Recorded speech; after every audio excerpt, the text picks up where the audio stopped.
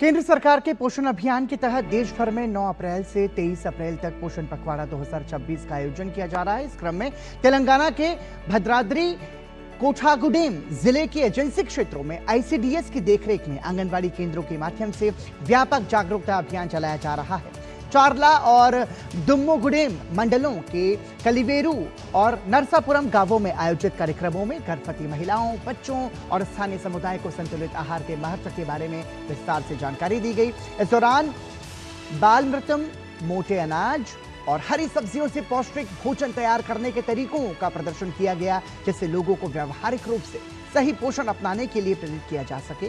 कार्यक्रम में भद्राचलम के विधायक Kelam Venkat Rao, ITDA project officer Rahul, IAS अधिकारी, आईसीडीएस अधिकारी, आंगनबाड़ी कार्यकर्ता और बड़ी संख्या में स्थानीय नागरिक शामिल हुए।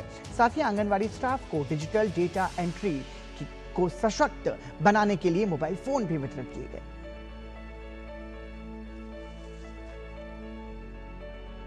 तो देश भर में पोषण पखवाड़ा के तहत जागरूकता अभियान चलाया जा रहा है, उसकी एक झलक हमने आपको दिखाई। और आइए इस पर चर्चा की शुरुआत करते हैं। हमारे साथ जुड़ रहे हैं दो खास मेहमान। हमारे साथ मौजूद है डॉक्टर अश्वथी विजय कुमार, आप रिसर्च लीड हैं अनुवाद सॉल्यूशंस के। बहुत बहुत स्वागत डॉक्टर अश्वथी आपका। साथ ही चर्चा में हमारे साथ जुड़ रहे हैं डॉक्टर सुरेंद्र सिंह बिष्ट, आप बाल रोग एवं नवजात विज्ञान विभाग स्वामी दयानंद अस्पताल के प्रमुख हैं। बहुत बहुत स्वागत डॉक्टर बिष्ट आपका भी। चर्चा की शुरुआत डॉक्टर अश्वथी विजय कुमार मैं आप ही से करना चाहूँगा। देखिए, बहुत ज़रूरी है कि एक सशक्त माँ होगी तो एक सशक्त शिशु होगा और इसके माध्यम से एक स्वस्थ भारत का निर्माण भी हो सकेगा। इस लिहाज से पोषण अभियान का महत्व तो अपने आप में है ही, लेकिन जिस तरीके से पूरे भारत में मंत्रालय द्वारा विभिन्न कार्यक्रम चलाए जा रहे हैं, जागरूकता अभियान चलाया जा रहा है, इसका कितना व्यापक असर समाज पर होगा? नमस्कार।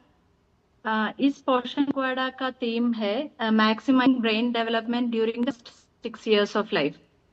उसमें ज्यादा focus mother and child nutrition पर भी है जी। And the proper nutrition of mother and child is important for the growth of the baby. And like we are saying, the maximum brain development happens during the 2 years of life. Ji. And 85% of the brain development happens in the 6 years of life.